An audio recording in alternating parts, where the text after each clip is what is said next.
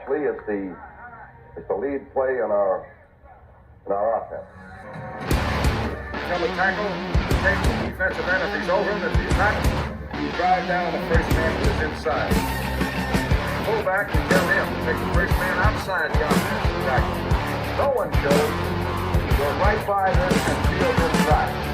If the YN has the linebacker taken out, he cuts inside. If the YN has the linebacker in, he comes all the way around.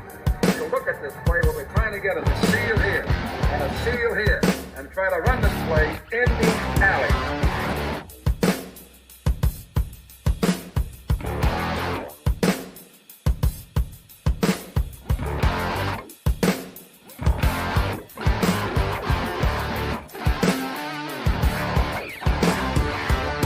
What's up, guys? Welcome into Packers Total Access. My name is Clayton. You can check us out on packernet.com. You can find me on Twitter at Packers_access. I'm joined alongside tonight Tim, live in Green Bay. Tim, how you doing, buddy? Doing well. Good to be here. Yeah, ready to talk a little Packers, right? We got the injury report out. We got all kinds of good stuff going on tonight. Just trying to get updated and stay up to date, I guess you could say. Getting ready to go into the weekend there against the Falcons, man. I'm excited to watch that matchup for sure. We may have Jake Shavink joining us as well from the It's Always Draft Season podcast. If he can carve out a few minutes, he may hop on here as well. So we're excited about that. Want to go to the chat and just say what's up to everybody. We got the PTA posse out in full force. We got Eric Sutherland in the house. We got Scott's Light, Minot, Janelle. We got Larry. We've got Elevated Sean. Doug, Goose in the house. All right. Zane Strong, Emilio got his name changed. I'm digging it. We know who Emilio is now, not the other YouTube name you had before, man. Let's see. We got Cheesehead Murph, one of the co-presidents of the Packernet posse, him and Eric Sutherland. Let's see here. We got Goose already talking about important stuff. It's too early for that, Goose. Too on early.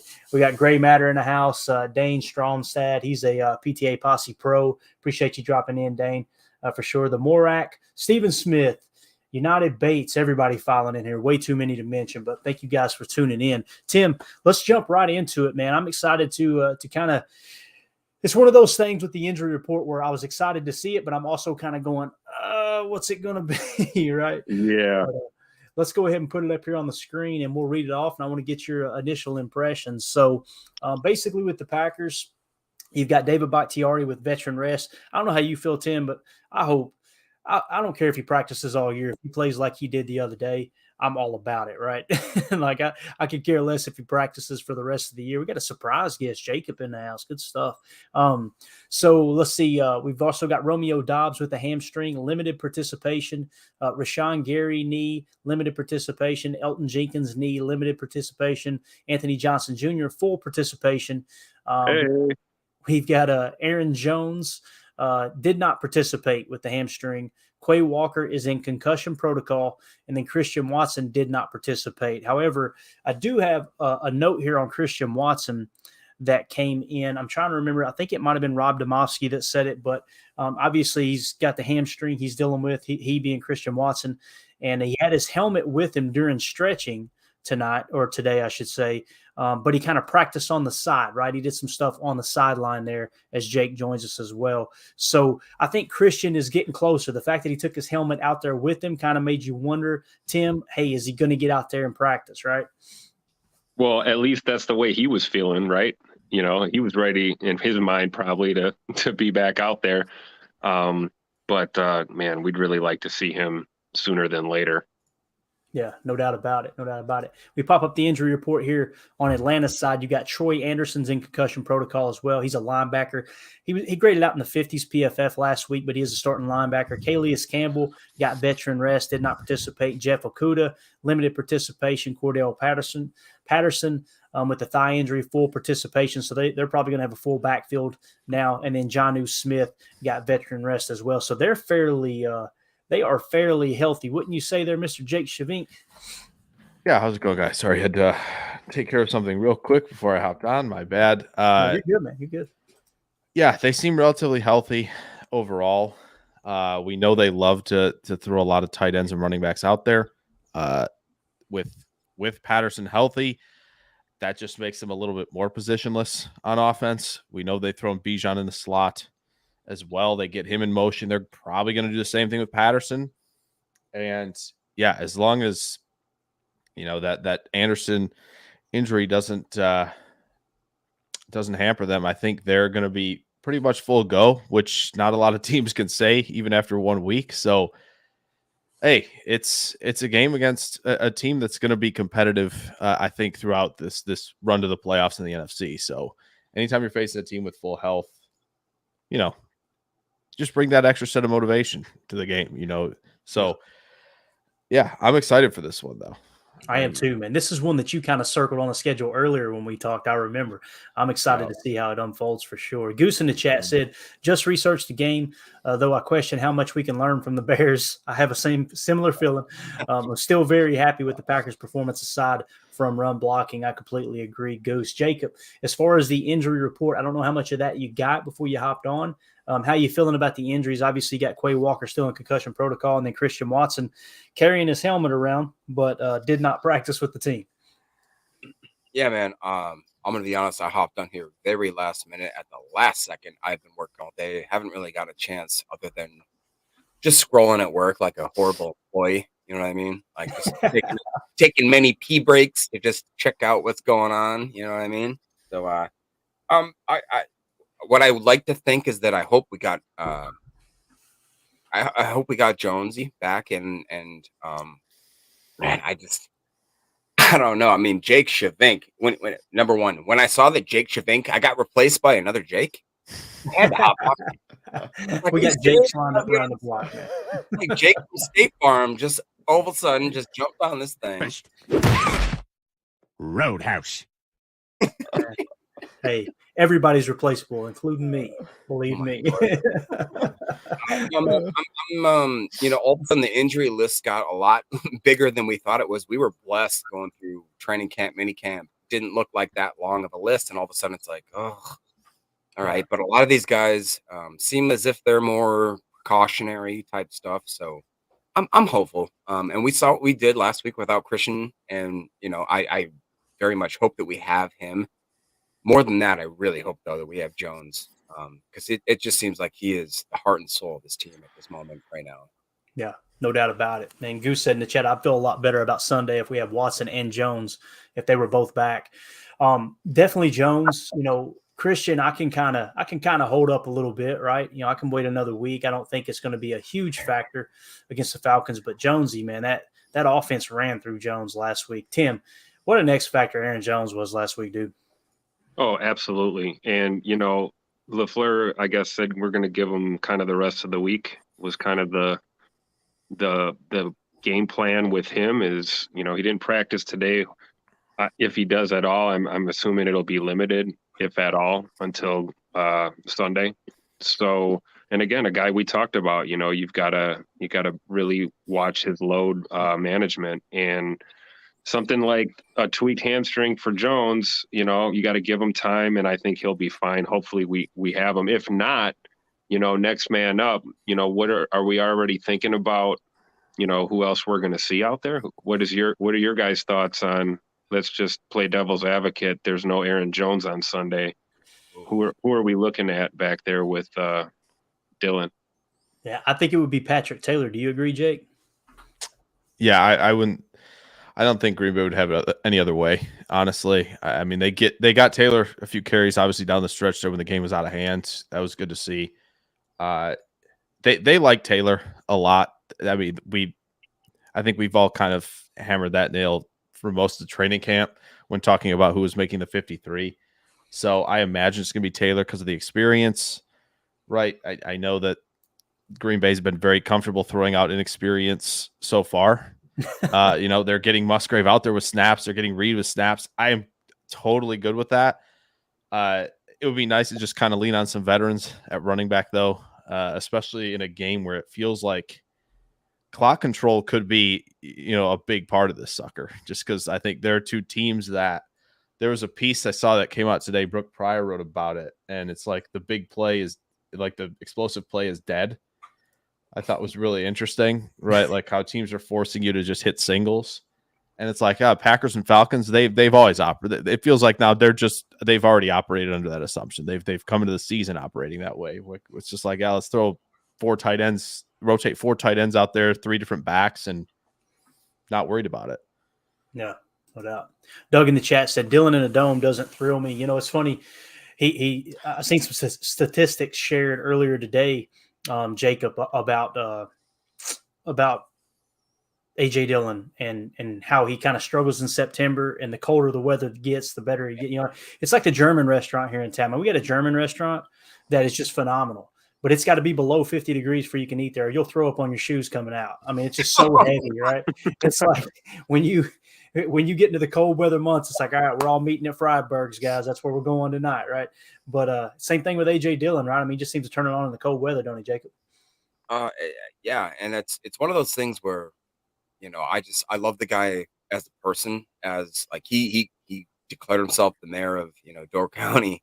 It's like, and he basically literally said, he's like, yeah, I'll stay here my whole life, take a pay cut, but I need you to start running, AJ, because if not, we can't justify even a pay cut keeping it. Like Jake said, I mean, we got guys like, and it's weird to me, Jake, if you can comment on this, we were all very excited for Emmanuel Wilson to get that last running back slot, but all of a sudden we're bringing up Patrick Taylor. So what does that tell you, I guess, about what we think of what they could do? Does that to you signify that they like Wilson's potential in the future, but right now they trust, Patrick's ability in the game? I think you nailed it. I think at least it feels like they were concerned that somebody was going to grab Wilson if they tried to stash him on the practice squad. Right. And they're like, well, we got to have him up on the roster, even if he doesn't get snaps this year, almost to redshirt him. And yeah, I agree. They like Taylor, and that's fine. That experience works for me. But it's going to be, it'll be significantly different. Obviously, if it's Dillon and Taylor spearheading things with Jones out, there's not a whole lot of juice there. And Emmanuel Wilson definitely provided some juice in the preseason. So you never know if Jones is out on Sunday. You never know. But it does seem like that's what they think. Janelle really hit it in the chat. She said Wilson has more speed. Dillon and Taylor are much better at protecting the passer. Yeah. You could tell that's where the value is in Patrick Taylor. Although when he does get the rock, man, he seems to carry pretty well, especially there off the edge for what I feel like is a bigger back, not necessarily bigger than AJ, obviously, but it's going to be interesting to see who's active on game day, right? And let's hope, like you said, this is all devil's advocate. Let's hope that Aaron Jones is ready to go, and I think he will be. I mean, he didn't come out for practice today, which means he was probably getting treatment in the facility, right? And just the way that he kind of responded there on the sideline and everything, making the motion toward the camera after he pulled the hammy or might have been a cramp or whatever. I feel good about him playing this week. I think it'll also come down to, as far as how many carries he'll get, kind of like the Bears too. If it's a close game, they'll probably keep him in if he is healthy, right? If we pull away by a couple tuds, then hey, let's sit him. Let's kind of ease on down the stretch there for sure. Man, I'll tell you what, AJ Dillon dominating. This wasn't in the notes, but we'll roll with it. We got plenty of questions. Who says, what are your thoughts on Dillon by advanced stats and PFF? He's been a top 10 running back basically the last 3 years, but it feels like he is constantly stuffed in the backfield. Is it the O-line or him? My personal opinion, I want to get everybody's opinion on this. We'll jump right into the next segment here with a Ben Fennell tweet, if you guys are good with it, on the running game. And I think this kind of answers the question. United States, thank you for the super chat. We're going to get to that in just a second, buddy. We appreciate you. So Ben Fennell tweeted this out. I'm going to go ahead and share it real quick. Let me get that comment down while I'm thinking about it. All right. So Ben Fennell tweeted this out. He said, formations and run schemes. No one put more on film than the Packers in week 1. LaFleur gave opponents a ton to prep for. Inside zone, outside zone, / split flow, power, counter, duo, sweeps, crack top, pin and pull, triple option. And from under center, gun, pistol, WTF is what Ben Fennell said. Now, some of you guys, you see those and you know what most of those mean. I want to talk about split flow for just a second. A lot of people don't know what that means, and then we'll kind of talk about so this play right here, I just drew it up real quick. This is a split flow play, okay? Yeah. And Jacob, this is what you call a sift block, baby. Look at that Y right there. God. So it's basically it's kind of that mid zone type run, and I want people to understand why it's important to have that SIF block and why split flow plays a huge role in the running game. I want you to focus on the left tackle, okay? If you look at the left tackle, notice how he's completely ignoring the right end. That SIF block from the Y is what allows that to happen. So if you allow your left tackle to double down on that 2I at D tackle and then work his way to the Mike, what you're doing is you're gaining a hat. Okay, you're coming out +1 there in the running game. It's what Coach Hahn referred to as still in a gap, right? You're kind of coming out +1 there, and you can see where the double team on the right side, the center and the guard double teaming that 2I on the opposite side, working their way to the Sam, right? And that's an inside zone run. So really, that's what they mean by split flow. I've always heard it called split zone, but there's many people that call it split flow. To the best of my knowledge, it really got popular in Philadelphia a few years ago, and really quite some time ago. I believe Ross Tucker was talking about them running in Philadelphia some time ago. But Jake, what did you think about the different variations that Ben Fennell was talking about as far as all those different types of run? I mean, and if you had to pick out maybe 2 or 3 here, do you think they're going to go into this week as versatile, or do you think they're going to kind of crack down based off of what you've seen out of the Atlanta Falcons? I know you've been watching the tape like me. How do you think they'll attack in the running game? Yeah, I love that. Honestly, this is my favorite tweet of the week, and it really just shows up. And when you watch the film, you're like, man, you have no idea. Even when they trot out, different personnel, when they're bringing out, 13, when they get 2 backs on the field, like you just don't necessarily always know what's coming, and that's going to be the most difficult challenge for Atlanta. Their defensive line, there's so much that goes into like, all right, well, we're playing outside zone. Where do you need to be? Like, what do you have to prevent? What gap are you responsible for? Right. Like, zone is defeating it. Sometimes it's defeating reach blocks, right? Like you have to defeat those.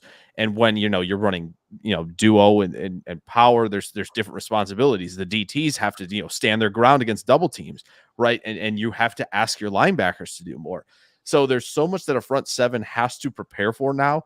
And so much that the defensive coordinator all week is be like, all right, well, this is our responsibility for this. And if they come out with this, we have to do this. There's so much you have to play around with. And with a team that, honestly, I don't love their edge rushers right now. I still was a big fan of Ebiketie in the draft. I just don't think he's quite there yet as a 3-down player. He seems like he's a better pass rusher to this point. They've got Dupree out there playing outside linebacker. Lorenzo Carter's been pretty good rushing the passer. So if they really want to, hammer things home this week, honestly, and even now thinking about it, Onyemata and Jarrett have been really good pass rushers. So I don't think like they're equipped to necessarily handle double teams. So I think you could see duo. I think you could see zone where, you got guys that are going to be able to win the edge at the tackle positions and give, your running backs a chance if they want to bounce things out. Fine. If they don't, I think they're going to have a lot of cutback options, especially all the way back, to the backside edge rusher. So they can stay multiple as they want in this game. Honestly, it's just going to come down to, can we get, a bigger step forward from that interior group this week? Yeah, I think it's very well said. Another thing that I noticed, Tim, this week, watching the tape from Falcons Panthers, the 2 picks that Jesse Bates, the third got, were on single high looks. So I just assumed they must have been in single high all day. I went back and watched the tape. Man, they had 2 on the shelf most of the day, right? If they attack Green Bay with 2 on the shelf, hey, let's run some duo. Let's pound it between the tackles. And you know what? Yeah. If Aaron Jones can't go, Tim, then that kind of feeds right into what A.J. Dillon does best, right? Oh, I agree. And that was something I was going to ask you guys. At what point do we, look at, are we calling the right plays? This is not a knock on LaFleur, but when Dillon's out there carrying the ball, how are we catering to his strengths, beyond, whatever else we think about him. We discussed pad level last night. I feel like he should be keeping his pad level a little lower on some of these runs, especially the inside runs. But I think Jones is going to play this weekend, so we're not gonna have to worry too much. I'm just going to try and stay positive. But I think when you went over Mr. Fennell's tweet there, that the thing that I liked the best was, under center, shotgun, and pistol, a pretty good. We had a pretty good disbursement of these sets. So I like to see that. I don't like to get too much under center, and I don't like too much shotgun. I like the fact that Coach LaFleur's mixing it up. Yeah, I do too. And Jacob, man, you remember the preseason, what I was saying? I think that Jordan's kind of sneaky quick, right? And I want to see some speed option. I want to see some triple option. I want to see some read option. We ran it 2 times in the first quarter, got stuffed, and I was going, don't do that no more. Don't do that no more. I jumped ship so quick. But how do you want to see this running game perform, Jacob? Man, I'm just on that point, just specifically with Jordan Love. I talked about how I thought that he was a sneaky, from what my perspective is, what I do is the fantasy football. I'm like, yo, you guys are sleeping on a guy that's possibly going to be throwing at least 3,500 yards, and he could possibly run for 600. I don't know. And I said that Jordan Love has sneaky good talent. He does not look to run, but if he has to run, he's very capable. And the way that he got out of that pocket this last game, like I said, it was like that guy's got some legs on him. So, that being said, I don't know, man. I'm not. What I can say, can I bring this up real quick? I know I always change subjects just because it's in my head. It's the only note that I had because it made me feel so amazing. It just. I was watching when I tried to get on here. I thought I wasn't going to be able to make it today. So I thought, what can I do to actually bring something to this podcast? I watched all the interviews with the players for the last 10, 15, 25 minutes or whatever. And one of them was with Devontae Wyatt. And what he said about why he had such a great game, Larry was interviewing him, all that kind of stuff. And he said, all we had to do was force Mr. Justin Fields to play a quarterback position. And that to me made me so freaking jacked up, dude. And it just it just re-homed everything that I thought about this whole season. Like, we got a lot of young guys, we got a lot of fresh guys, we got guys that are hungry, and we got guys that think that they have a certain role that they're going to play. People tell us that we're going to be a really bad team this year. And this team is finding it within themselves. Kenny said, you're sleeping on it. Everybody's saying they're sleeping on us. And dude, the amount of pass rush that we got last week is unreal. So going into this next week, I'll try to transfer that. Bijan scares me a little bit. Algiers scares me a little bit. Ritter looks like he can actually move. We know what Kyle Pitts can do. We know what Drake London can do. This might be an early trap game for a Green Bay Packer fan if you're looking into it in that sort of way. I really do think that. But I just think that we have a good core group of guys, and I'm not afraid. I'm looking at 10 wins easy right now. But I will say that Shavink, can you give me what do you think about going into week 2 with the Falcons? Just because because you are a guy that loves the draft, loves what the second-year players are doing, the first-year players. They got a lot of those, and I consider them kind of similar to what Green Bay is doing, almost in every single position. Sorry if I, again, change the subject. I hate that I do that, but. Yeah, I think so. There were a few things I noticed from Atlanta, at least for the rookies and the second-year guys. I mean, obviously, Arthur Smith, buddy, yeah, you need to target number 5 more. That's just a given. That nonsense cannot continue if you want to win football games. It's fine. It works against Carolina. Awesome. Sweet. That's not a great football team. When you venture outside your division, it's going to have to get better in that regard. Ritter just feels like he's still in the rookie phase. It doesn't feel like he's in his quote unquote second year to me. It's still a lot of figuring things out. He has to speed up his process more. It's not there yet.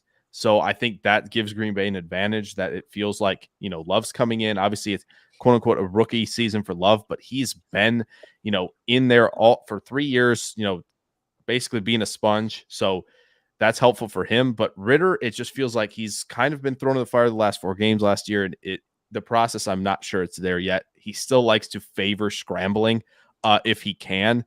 He likes to get outside and make plays, not unlike, Pickett with Pittsburgh. We're getting off topic. Bergeron last week looked like a tackle moving to guard. That's what it looked like. It was like, oh, pass protection, it's fine, we're good. Like, this is no problem. You're going to be able to protect Ritter. But, you know, when you got a 300-pound guy that you have to run block against, you know, you got to move him off the ball. You got to get around him. That was difficult for him. It really did look like, you know, it was like, oh, wow, wait a minute. These guys are 30 pounds heavier than the guys I'm usually blocking in the run game. So that's, I think, something to note when, you know, when you got guys like Wyatt and Clark who really get after it. Like, Bergeron might be someone you can exploit, especially when they're trying to run the football. When it comes to Bijan, there's really not much to say. What else can you say? He's unbelievable. They're using him like Debo, like Cordero. They'll throw him in the slot. They'll let him get open in the find soft spots against zone coverage. They're not worried about that.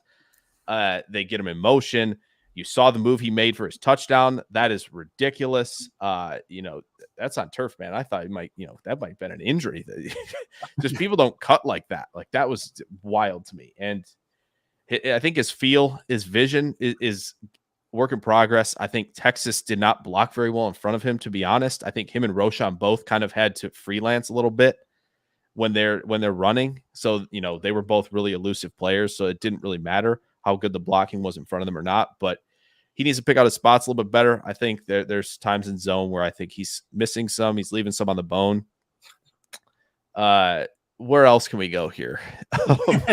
Where else can we go? Really quick, Richie Grant, the safety, because I think it might be year 3 for him, but it's just something to point out. He still is a little bit of a gambler, and he still struggles a little bit to tackle. And that's still things that also I think kind of talked about on the Derailed show last night, was like, if you get, you know, kind of the RPO game, quick game going, and you make some of these DBs tackle, like, you might have an advantage there as well. When I looked at the stat line for Desmond Ritter, I was like, no way. Because I watched the tape the second time through, and Ritter looked like cheeks. Like, it was bad. Yeah, it's not. And I looked at the stat line. I'm like, how did he have that high of a completion percentage? Which I guess is kind of a testament to you know, the scheming people open, maybe. I don't know. But Josh Martin in the chat said the Jets should sign Uncle Rico. Thank you for the super chat there, Josh. We appreciate you. Mike Evergreen's going to change it up for us, and we're going to wrap back around to United Bates. Mike Evergreen and Jake, I know you've got to go. I mean, I'm good, actually. If you want, okay. I'm good. If you, yeah. Good deal. If you have to hop off, if anybody has to hop off, just go. You ain't got to say goodbye. It's totally cool. Mike Evergreen, thank you for the super chat. He said, my game ball actually goes to Joe Barry. Thank you, Mike. Thank you. Somebody said it. Yes, Joe Barry called 28 stunts on the defensive line this week. Last year, they averaged only 7. Scheme does matter. Man, I tell you, it was a clinic up front. The way that, like I said, when they were in their base package and we came out in our 34, we came out in the 34 jam, played 99 contain. It was beautiful. When they came out in 11 personnel, we went nickel 2-4-5, and we went ET stunts with that ET stunt contain, basically. Absolutely gorgeous. Great game plan by Joe Barry. I'm glad you said that. And that leads me back to United Bates. Thank you for the super chat, buddy. He said, any thoughts on Gary's snap count? I feel like they will continue for a bit, which is probably the right thing for a long season, especially if Van Ness can make an impact on a consistent basis. So that I want to, and again, thank you so much for the super chat, United Bates. I'm going to go to a Matt LaFleur video. Hopefully you guys can hear this. It's about a minute long, and it's Matt being asked about Rashan Gary. Here we go. Do you see any rust from Rashan in his first game back, and what do you think of what he did in those 12 snaps he had? I thought he was pretty darn effective. I think we had him for, I don't know what the rest of the gurus out there had him for, but I think we had him for 7 pressures on the quarterback. So I'd say that was pretty effective. Does that mean the pitch count is out the window this Sunday? We'll see. I think we're still going to be smart with him. I mean, we have a long road in front of us, and certainly he's a guy that you want on the field at all times. But I also think that, you know, as a staff, and it's a credit to everybody up front, we have more depth than we've had maybe ever in my time here. So that is a little bit more comforting, and so we'll roll those guys pretty much throughout the entire game. All right, so you know the big thing that sticks out to me there, Tim. Obviously, they're gonna continue to monitor it. I think that last week the way that they started Van Ness, They seen it was a close game before halftime. Okay, let's get Gary a little bit involved, right? And then when you pull away at the end, let's get him out of the game. I think that's a proper way of handling it. He said they had him down for 7 pressures. By the way, I love the little backhanded comment to the media saying the gurus, I guess is what he said, right?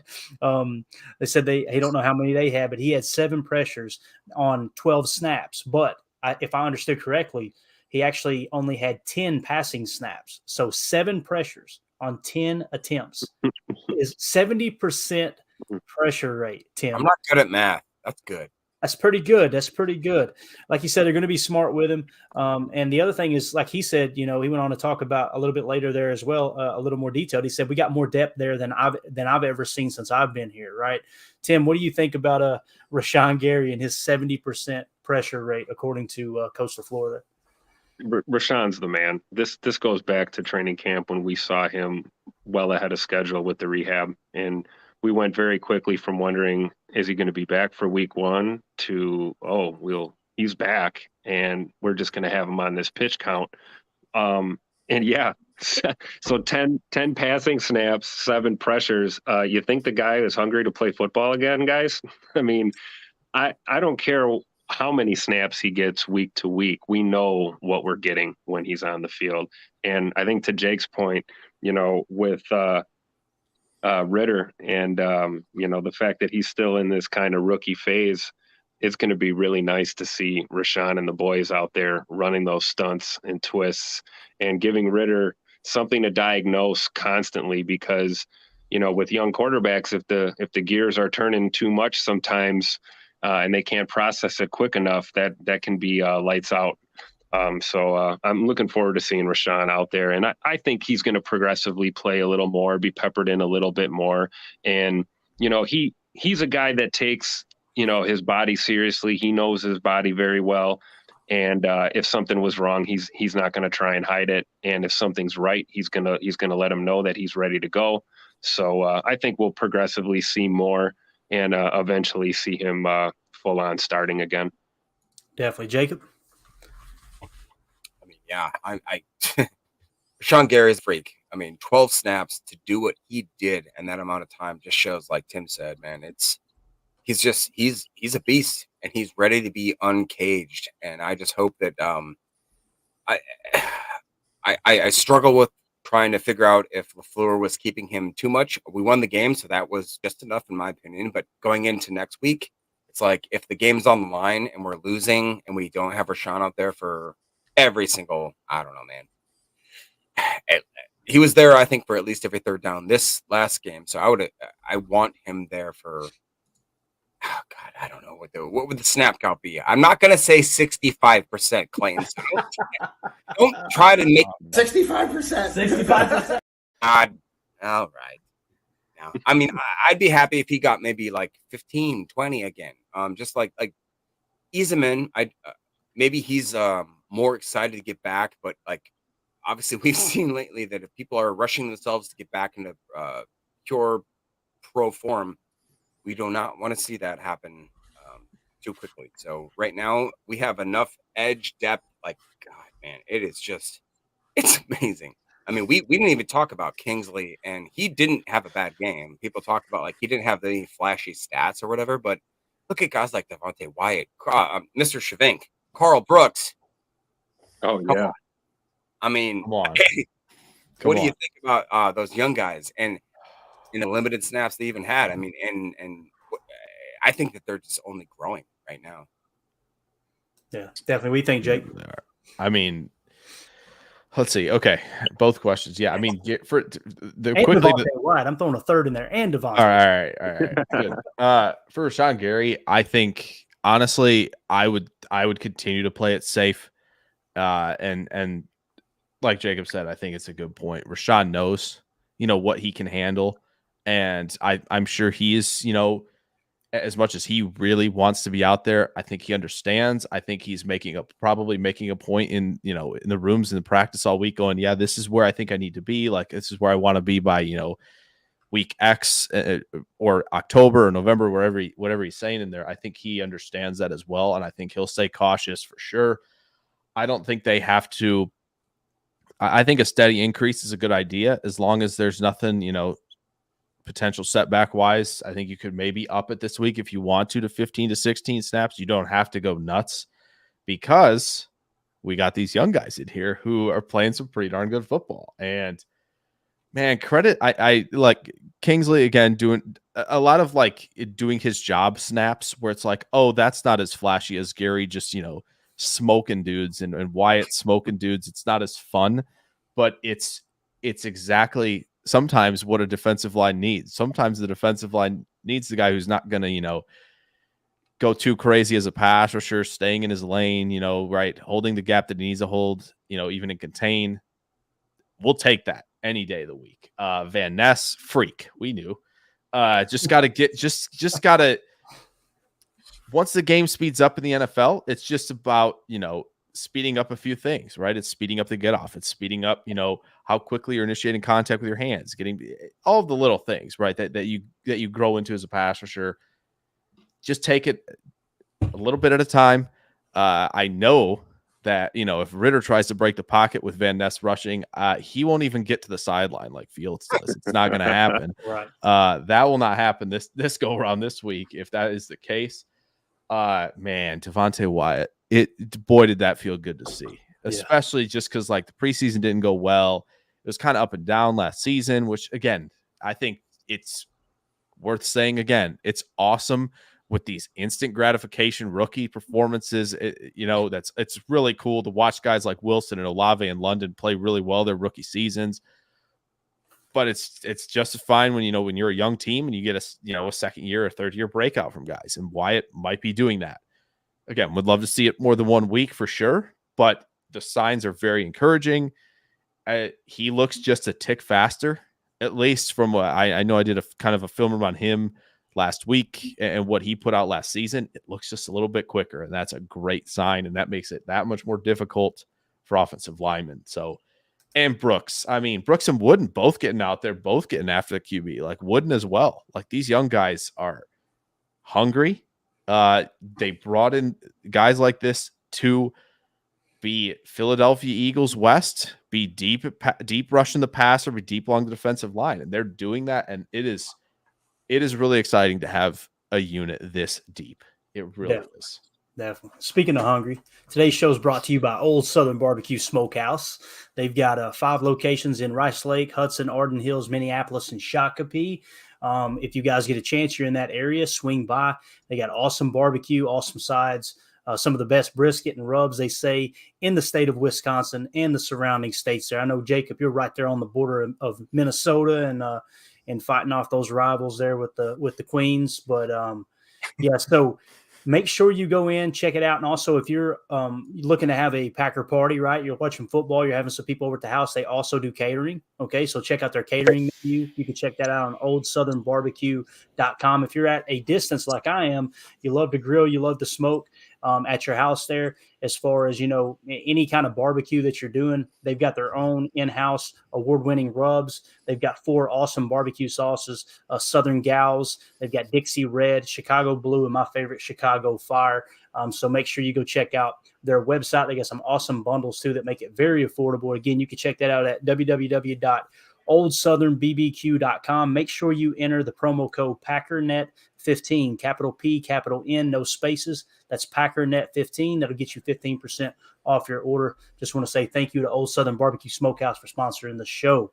Let's do this now. Let's move along. Let me check the chat one more time. Jake, hold on real quick. Jake Chavink, did you get yourself some sauces yet? I haven't yet. I'm working on it. All right, I'm going to send you them. All right, I'm going to send you them. Okay. Yeah. Send you guys. I shouldn't. I don't need an excuse to be sent these sauces, though. I will say I'm excited about it. Yeah. No. It's free Sundays in the fall is exactly the time for this. It's perfect. Larry in the chat says LOVE, all the options at edge in the revamped defensive line will make it all the more effective. No doubt about that. No doubt. Let's do this. Let me check out John Schmidt here real quick in the chat. Knowing we need Quay against Robinson, if you have to pick one to play and one to sit, which injury is more important, Walker or Aaron Jones? That's a great question. if I had to pick one to sit, I got to be honest, guys. I love Quay Walker. I love him. But Isaiah McDuffie, man, it's been a long time since I've felt this comfortable that, hey, if Dre or Quay have to miss a game, I feel good about Isaiah McDuffie plugging in there.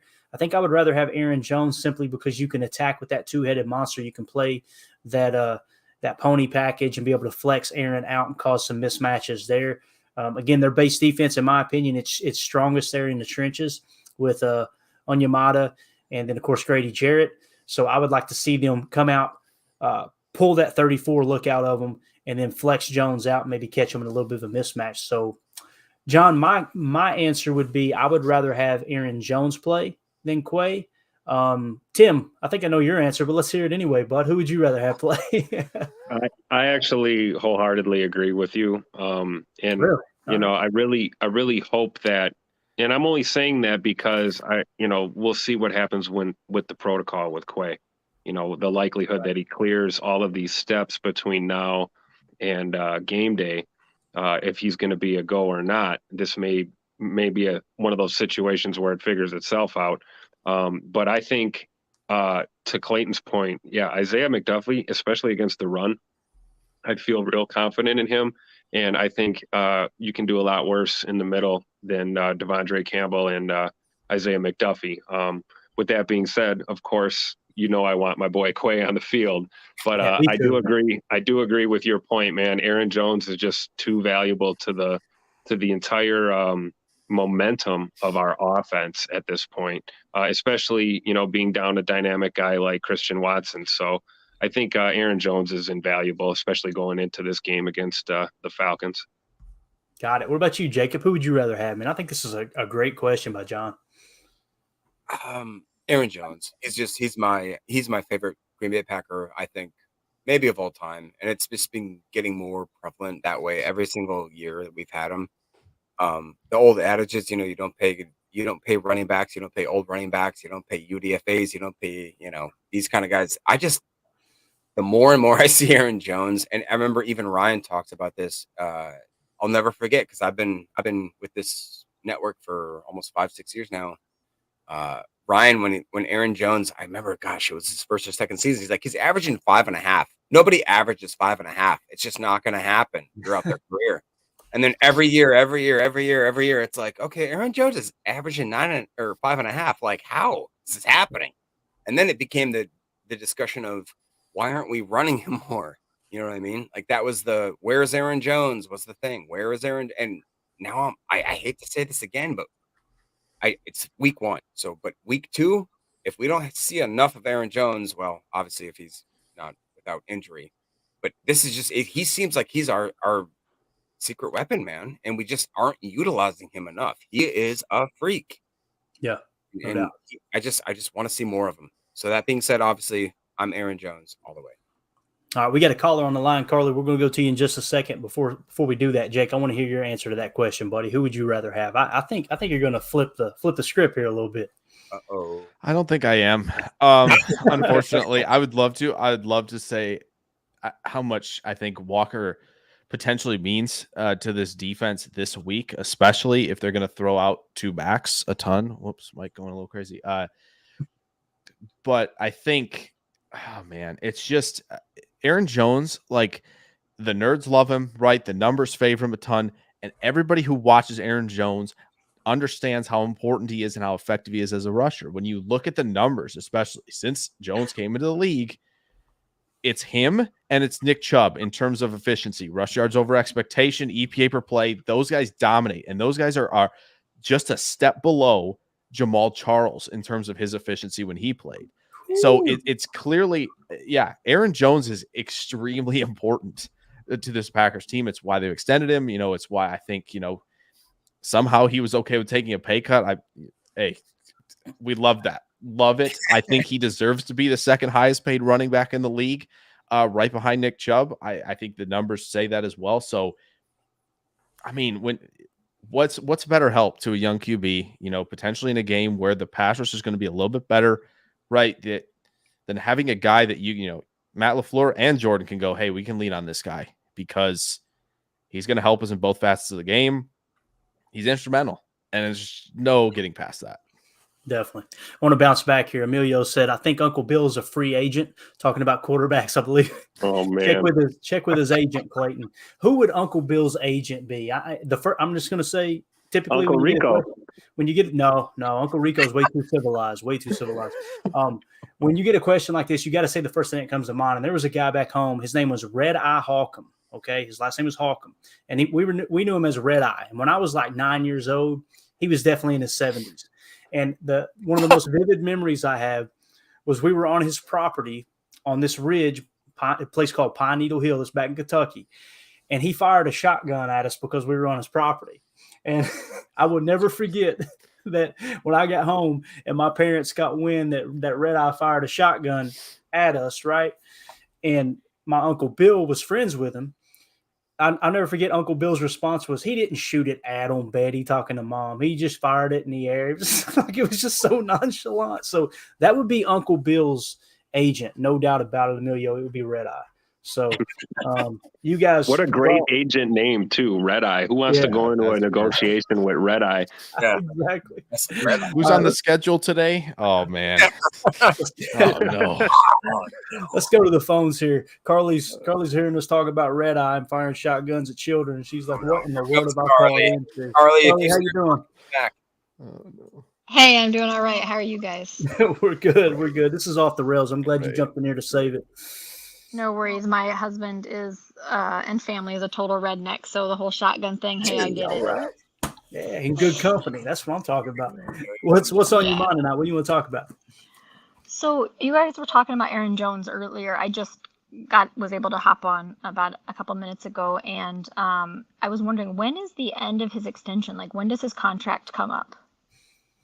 Great question. So he's got 2 years left on his deal, including this year. Okay. So he's got this year and next year. And Jake, if you want to kind of kick that talk off, I'm going to pull up SpoTrack real quick and we'll get the exact information real quick.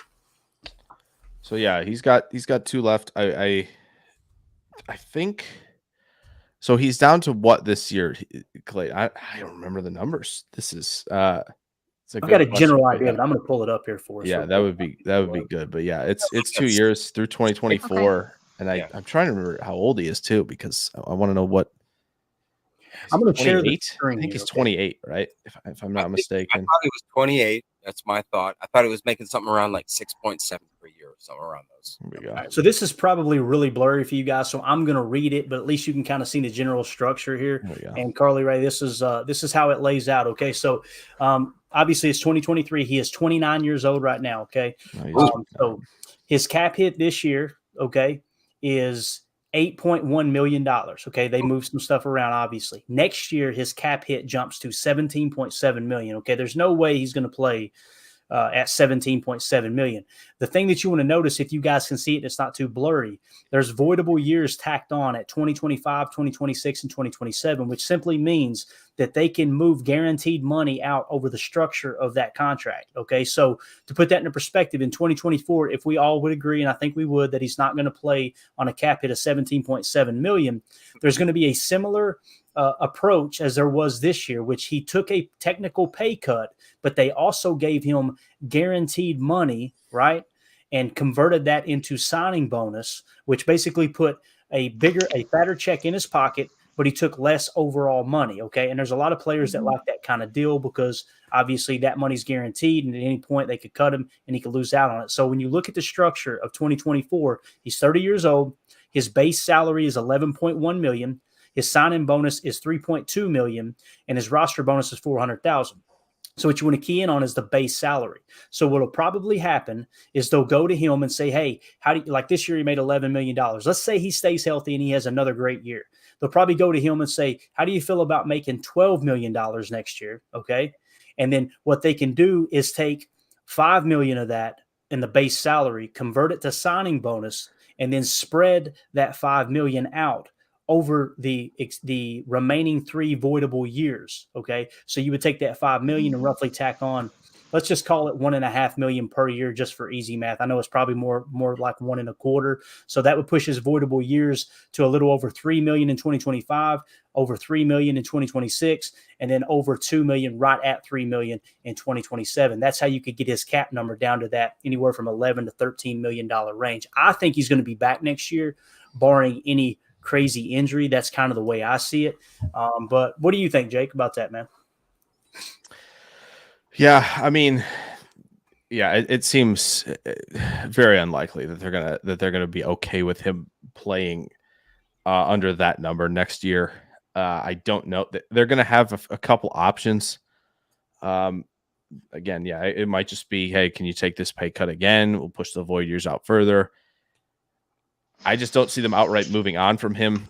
And again, that's from a cap perspective, that's not a good idea either necessarily. So he's playing at a high level. If they're managing things well, and clearly, I know there was the whole idea of, man, why wasn't he out there in the second quarter of the game on Sunday? It's like, well, maybe they're just trying to make sure we're working a decent pitch count on Aaron Jones, so he's got enough longevity where he might stick around, maybe even longer than the current contract structure has him staying around for. So, if he plays in Green Bay when he's 30 and 31 years old, but that seems like that doesn't seem like a Green Bay, or at least for the relatively short time I've been following these things more closely, is that to want to not play somebody or maybe even sacrifice some plays or games now just to hopefully get more time at the end of a contract doesn't seem like a very Green Bay thing to do. I would feel like they would be want to maximize him during the contract year, but I think it's been kind of Green Bay's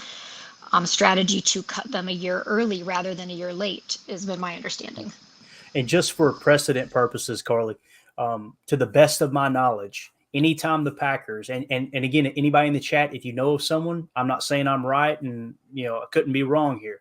To the best of my knowledge, anyone that they've tacked voidable years onto their deal, they've let them just play it outright. They have never cut them 1 year in advance. And I think there is a certain aspect of that, depending on the terminology in the contract, that those voidable years will get accelerated to the current year is probably why. But a good example was Adrian Amos. They had voidable years. They just let him play the contract out. They didn't bring him back. So I kind of feel like that's what they're going to do with Aaron Jones. Hopefully that answered your question. But do you? Yeah, that makes a lot more sense now.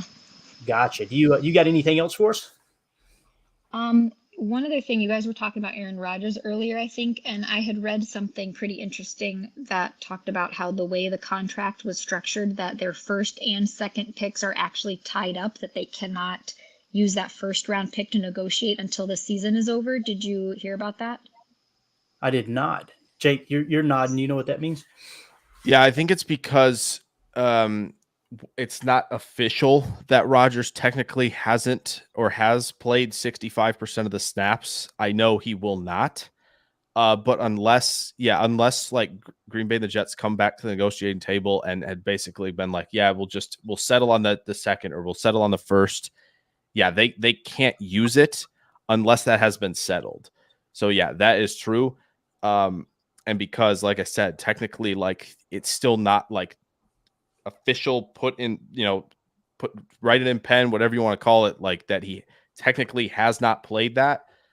Yeah, it will stay that way. The Jets can't go, oh, well, it's going to be a second, oh man, we need a tackle. Like, we need to, move a first round pick maybe for a tackle if we want to get, that done and maybe build for 2024 with Rodgers like that. They can't do that until that has been set in stone by the end of the season. That makes sense. That definitely makes sense. Is there sorry to interrupt. So is there a way that the Packers could go back to the negotiating table and say, okay, we'll write it as a straight second if you throw a third in there as well? Like, is there any benefit or opportunity for them to do that?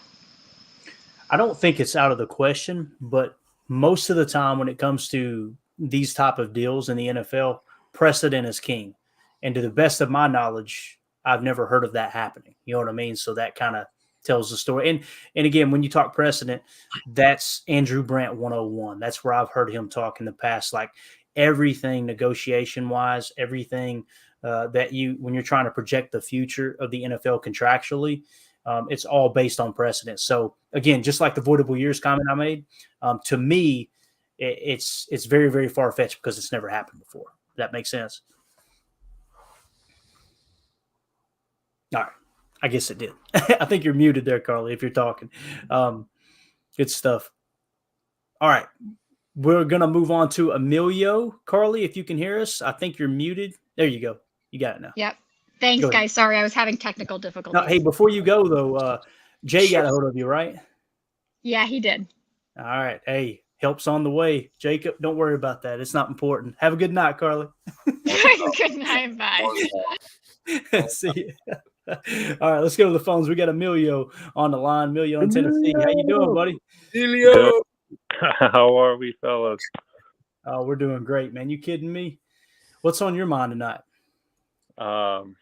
Shit. I'm just excited. Well, like I was saying, I'm gonna be heading to the Falcons game. So, I'm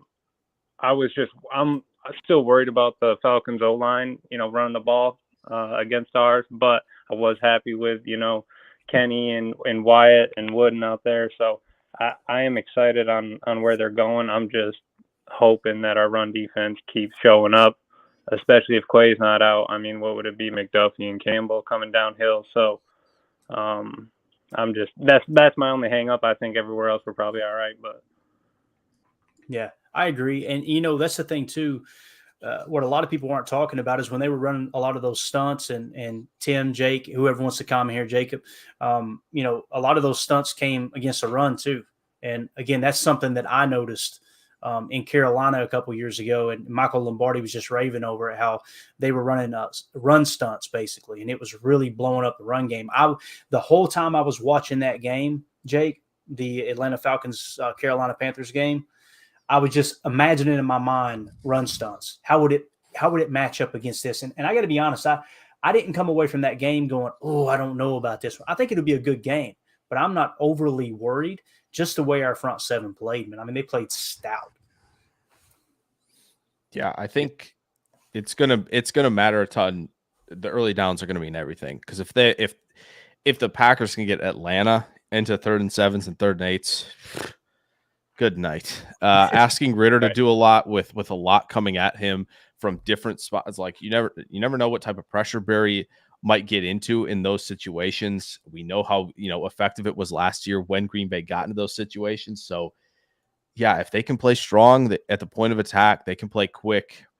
Like Clayton said, if they throw some of those stunts in there, they do have good run blockers. That is for sure. I think, like I mentioned earlier, Bergeron's kind of the weakness right there at this moment in time, because he just doesn't have the play strength to play in there yet. But McGarry and Lindstrom looked a whole lot better last week when they were, using the quicks that they have to seal, to do whatever they need to in zone blocking. So yeah, it's going to present a challenge, but this is as talented, as deep a group on the defensive line that Green Bay's had in a while. So yeah, no doubt. Tim, how do you feel about it, bub?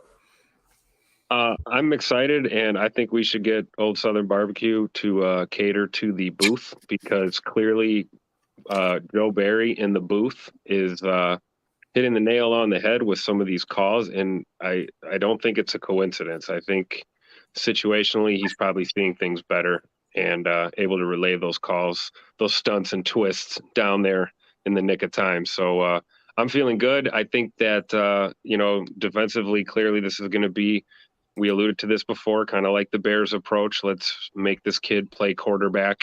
We know they want to run. But to Jake's point, man, if we can play good on early downs and put them in these 3rd and longs where they're going to have to throw it, that's going to play to our advantage. Good night.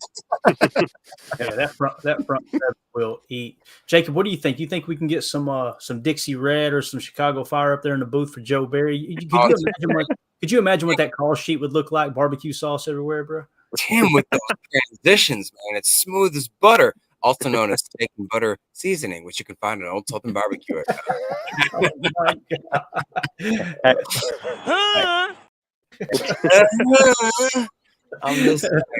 I'm just saying.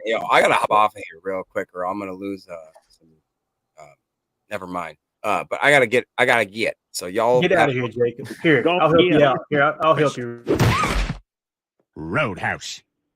Out of here. See you. Emilio, what else you got for us, buddy? I was just to add to what you all were saying about it.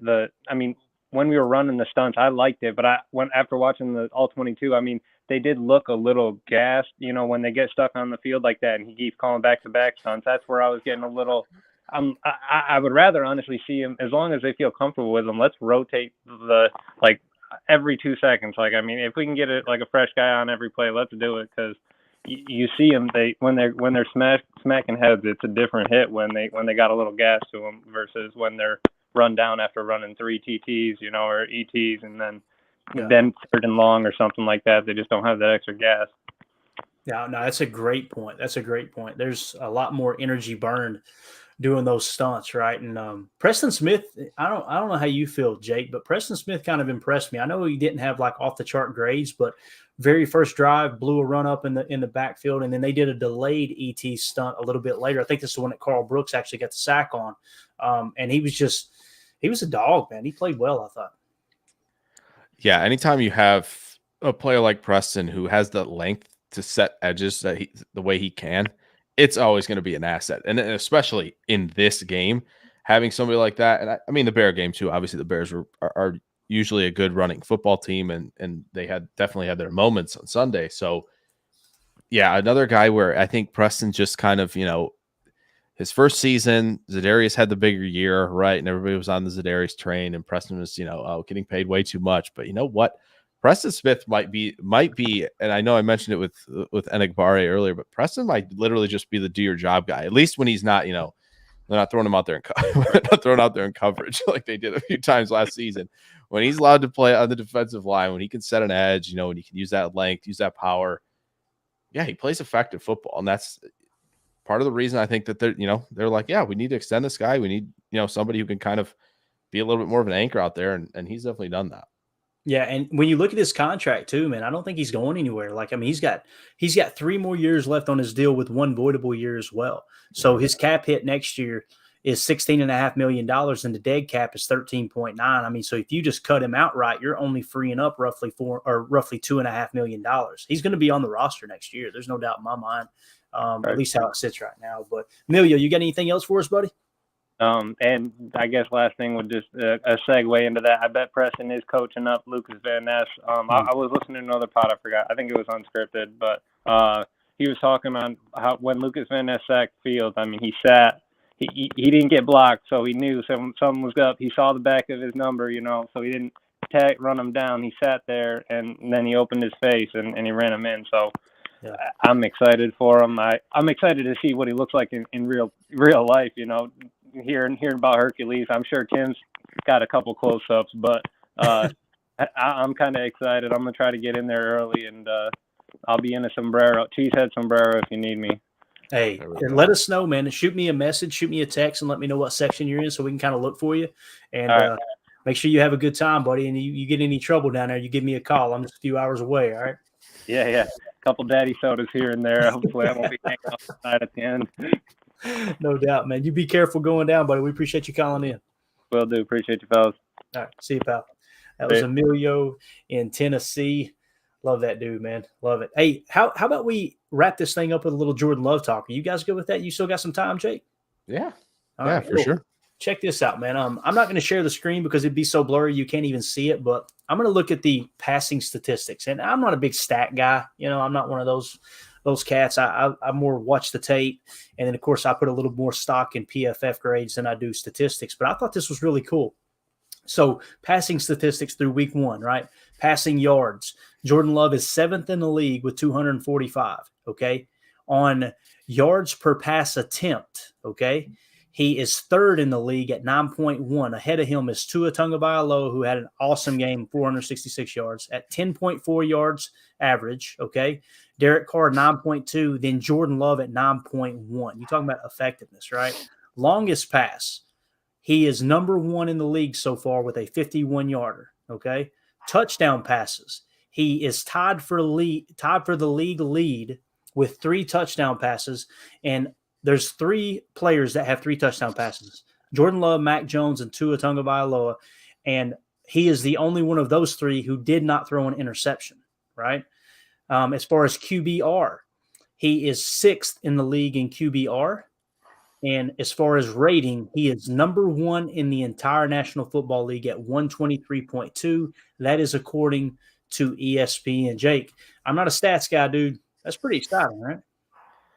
Yeah, not to mention he had, I think, his like 0.55 EPA per play as well, which I don't know where that ranked, but it was up there. And so, the numbers liked him. I know PFF didn't love it in terms of the passing grade for him, which I think it's fair. I think it, to say he went out and maybe dominated is probably stretching it a little bit, but I think relative to maybe some people's expectations, he did. So, but yeah, the numbers look great. And I will say, just looking at PFF really quick, just looking at, the passing depth to be graded, where he graded highest, intermediate over the middle of the field. What about that? Where? Wow. You can throw there? Didn't know that. 3 of 4, 54 yards and a touchdown. I mean, yeah. Excellent being able to attack the middle of the field again. So absolutely awesome. Not to mention being able to use his legs and throwing off platform, all that good stuff. Tim, what do you think about that? Those? Yeah, and it's funny watching JT O'Sullivan break it down. That touchdown pass to Dobbs. He's like, he didn't need to do that. I mean, it looks pretty, but he didn't need to do that. No, he didn't. Tim, what do you think about those numbers we just talked about with J Love, man? I know you've been calling Jay Money all summer long, and there's been zero hesitation in your voice when you talked about watching him in camp. I know that. I've kept an eye on Jordan really since 2021. I really started paying a close eye on his game, and I think when we see these numbers after week 1, I think to Jake's point, we're not going to say he balled out, dominated, but I think this is exactly what you want to see to start the year. This is a great way to build momentum because what we preached all offseason was, at the end of the day, we're not going to really know what we're getting out of him until we see consistency, until we have a huge smattering of games to really make this judgment on. But I'll tell you, he put his best foot forward. He's trending in the right direction. 0 picks always is a great statistic. Yeah.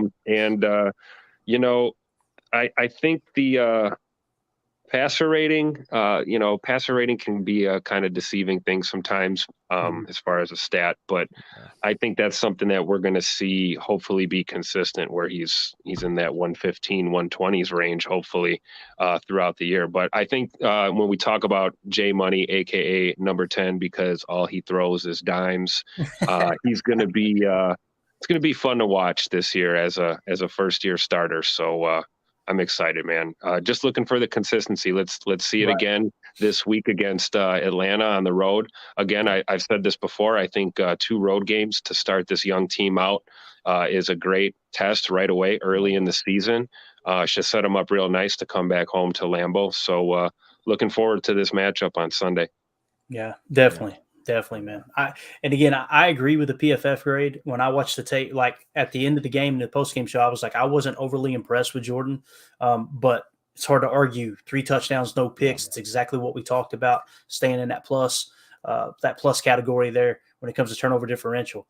Absolutely crushed it. I want to take a second and give a shout out to the newest members of the YouTube group here, the PTA Posse. We got Joe Beer PDX. We got Reds Fandom Vids. We got Mike Hebring.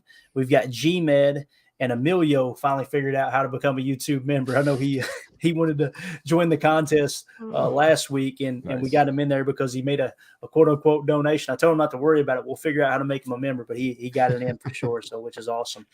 So you guys are all going to be entered into any contest moving forward, any active YouTube members. When we give away a jersey, stuff like that, you guys are going to be on the wheel of destiny as we spin that sucker. And I want to say we're still looking for iHeezy 340. Here's the deal. If he doesn't come forward soon, and we've sent multiple messages, what we're going to do is respin it to give away the autographed Lucas Van Ness jersey. I would just love to give it to him because he did win.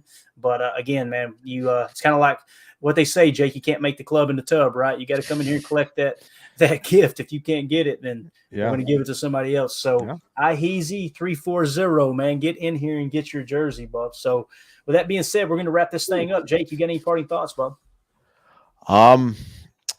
I'm just, it's crazy to be this excited. I think to this point, not that I wasn't, expectations were high, but I do think something that was mentioned earlier in the show as a parting thought would be good. I think a lot of people were like, maybe this team just doesn't have it. This is going to be a bad team this year.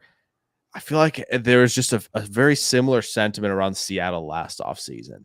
Just it felt like the same type of thing where it's like, they have Geno. Oh, gross, not good. Like they're young. They might not be very good. And then they came out and just kind of were like, no, we're better than you think we are. We've got a good roster. And I think Green Bay's kind of situated in the same vein this season. Yeah, definitely. And Larry said you need to come back more often. He said, thanks for hanging with us, Jake. It's been a blast having you in here. Tim, you got any parting thoughts, bud? Yeah, real quick. I guess a positive thing from the injury report that caught my eye, because I'm always looking at our defense. Anthony Johnson Jr., full participant at practice today. I believe that's a first since end of August. So that is a good sign, especially considering what's going on with the number 2 safety. We'll see how Rudy Ford does this week. But, there's enough depth there to start rotating some of these other guys in there, whether that's J.O. or a guy like Anthony Johnson Jr., who I think had a pretty decent camp for a rookie. So just something to keep an eye on. That's my parting thoughts. Got it. Good stuff, man. Carly Ray in the chat said we need to have a Packers Total Access meetup /party at the 2025 draft. Carly, the plan is Ryan Schlip is going to have a PackerNet party up there. So we're going to get everything organized, and that is 100% the plan. I know my wife, Mandy, will be with me. You need to bring your husband, bring the little one. We'll get everybody together. I think it would be awesome. You and Mandy would hit it off big time. I think y'all would be inseparable for sure. She is a nut, dude. She is. When I meet people, I did it this year. Went to the Packers game, met up with Jacob, met up with Justin, his wife, Nicole, the whole gang. When I meet people, man, I'm so awkward in person. I just go, here's my wife, Mandy. Meet Mandy. And I just get out of the way. She's like the life of the party. So we need to make that happen, though, for sure. Ryan is going to organize that. We're going to help organize it. The goal is to have a place set up somewhere in Green Bay where we can do live podcasts and just kind of make it an event, right? My plan is to be in town for the entire week, and it's going to be absolutely awesome. Jake, are you not fired up about the draft? You better be up, man. So here's the not to keep pushing the time out on this, but a funny story. Once I heard that they got it, I was like, oh, I went into Verbo like furiously. I was like, all right, can I get one of these houses quick, like 2 years in advance? Can we get? And they're like, oh no, we can't do that this far in advance. Right. Yeah, same here. Stinks, yeah, man. It's like, dang it, this would have been super good. We would have had just a really nice content set up. Still gonna try. I think is a good thing. But yeah, that'll be. Oh man, yeah, I would. Same thing. I would love to be up there for the week. I think it'd just be tremendous atmosphere up there. Yeah, I think what I'm going to try to do, we're looking at property up there right now, just full disclosure. We've got a couple of houses that we got our target on that we're thinking about purchasing and flipping. But regardless, I'm a big bed and breakfast person. I'll go in and rent out the whole house, and we can maybe use that as base camp and have it fairly close to Lambeau. I think that would be absolutely awesome. Now, the prices are going to go through the roof, obviously, but I called Christy at Event USA. She's like my insider as far as getting box tickets and stuff. And she was like, Clayton, don't even talk to me right now. Like, it's going to be a little while. So it sounds like everybody in Green Bay is just scrambling, trying to logistically get everything together. Like, how are we going to pull this off? Right. So nonetheless, though, it's going to be absolutely awesome. So last comment here. It's good to see you in the chat here, Andy APAC. He said, I know it's early. I know this, but can't we pull a Bengals and make a crazy Super Bowl run? Hey, Jake, what do the Bengals have during that Super Bowl run that we don't have? The first thing that comes to mind is offensive line, man. Yeah, I mean, yeah. So, what do you think, man? You think are we getting ahead of ourselves here? Maybe a little bit. San Francisco and Dallas looked really good week one. I know Dallas played the Giants, who I think many people kind of thought, it was a cool story that they got to the playoffs, but I think they kind of fed on what I think most people would have called like a 3-team conference almost last year, and it almost is shaping up that way a little bit this year. It will be tough. However, I don't think the Packers from a roster perspective are necessarily outclassed, but I do think they would have to kind of put together a run where kind of just, they play, obviously they all play well, but they'd have to, I think, get a couple breaks Not that couldn't necessarily happen, but right now, I think Philly, Dallas, San Francisco it's a tough gauntlet to run through. Yeah, man, you're right. Philly, Dallas, San Francisco. I'll give the San Francisco at the top of the heap, but Dallas's defense. And dude, I got to be real, man. I'm so happy for Coach McCarthy. Like, I want him to succeed. If Green Bay doesn't put themselves in a position to make a Super Bowl run, I'm a closet Cowboys fan, because if McCarthy gets that other ring, Tim, he's going in the Hall of Fame, dude. Yeah, I think so, and you want to see him do well. Him taking that year to kind of gather his collective thoughts and reassess his playbook and, take a new approach. And I think, you got to give credit to Jerry Jones down there. And, he trusted his gut bringing Mike in. And, he did. He turned that team around relatively quickly. So kudos to Coach Mack. Definitely. We're going to end it with Goose's comment here. He said, I wish the Niners would slide into the sea. Very well said. Oh, very well said. I got to hit you with one of these. Took it down. Yeah, we're out of here. There's no way we can top that. Doug, of course, agree. Clayton McCarthy was always pure class, man. Seeing him tear up, talking about Jordy Nelson and Josh Sitton going into the Packer Hall of Fame. That was absolutely awesome. Can't wait to see him come back. And he still lives in Green Bay. That's what's great. Like, he's still got a house in Green Bay, loves Green Bay.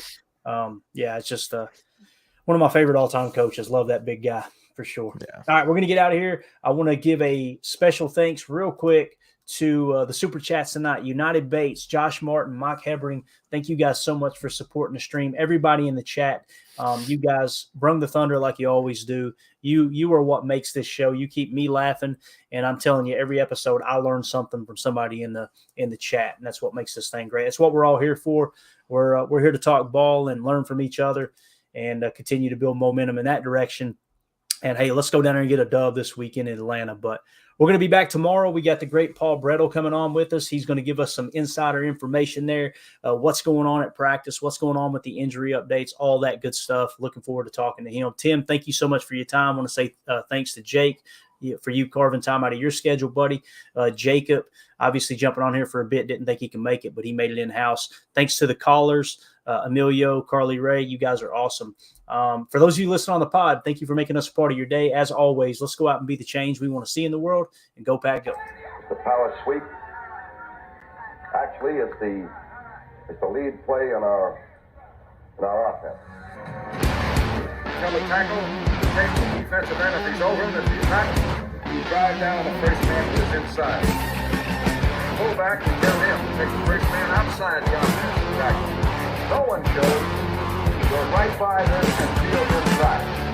If the YN has the linebacker taken out, he cuts inside. If the YN has the linebacker in, he comes all the way around. So look at this play. What we're trying to get is a seal here and a seal here, and try to run this play in the alley.